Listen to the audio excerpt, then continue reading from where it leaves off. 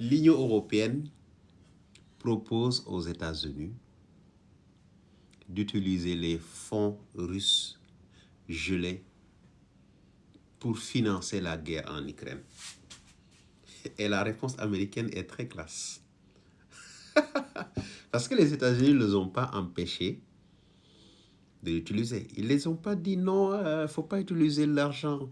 C'est de l'argent des Russes et c'est plusieurs dizaines ou bien plusieurs centaines de milliards de dollars. Et les Américains ont tout simplement dit, si vous voulez là, vous utilisez, mais nous, on n'utilise pas. Nous, on n'utilise pas les fonds russes. Si vous voulez, vous utilisez. Donc, là, les Européens veulent que la guerre continue, mais ils n'ont pas les moyens de faire face financièrement. Ils ont décidé tout simplement d'utiliser l'argent des Russes pour financer l'Ukraine pour faire face aux Russes. Mais ce que craignent beaucoup de personnes, c'est que demain ou après-demain, après le conflit, il y ait la justice du vainqueur, c'est-à-dire que, parce que quand vous gagnez la guerre, c'est vous qui déterminez les termes de référence des négociations. Et forcément, si la France avait mis la main sur 20 milliards d'euros, si l'Ukraine perd la guerre, la France va devoir rembourser parce que ces 20 milliards d'euros ont été gelés en France. Donc, ce n'est pas une très très bonne idée pour les Européens.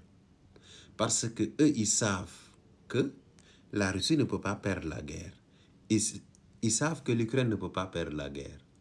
Mais ils ne veulent pas dire que l'Ukraine va perdre la guerre. Tout ce qu'ils veulent dire, c'est que la Russie, en tout cas, ils sont d'accord que la Russie ne peut pas perdre la guerre. Donc, est-ce qu'ils vont aller utiliser cet argent gelé pour financer la guerre? Et s'ils perdent la guerre, demain ou après-demain, les Russes vont revenir leur demander, ah, comme nous avons gagné la guerre, nous allons établir les termes de référence des négociations et des accords de paix. Et parmi ces termes de référence, il y a le remboursement total et intégral des fonds gelés, plus les dommages.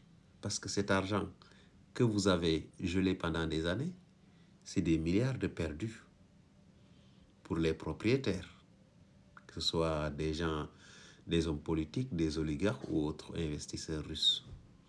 Donc, je pense que ça risque d'être un couteau à double tranchant. Et là, les Américains ont très bien compris.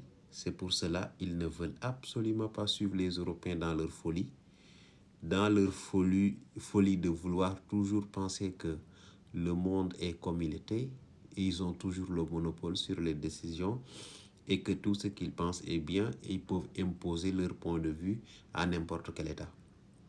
Les Américains sont plus conscients du changement de l'ordre international que des Européens. Les Européens sont dans l'idéologie. Pour eux, toujours, tout doit les ressembler, tout doit les plaire. Pour qu'une beauté soit belle, il faut qu'elle plaise à l'Europe. Malheureusement, ils tardent toujours à découvrir que le monde a changé.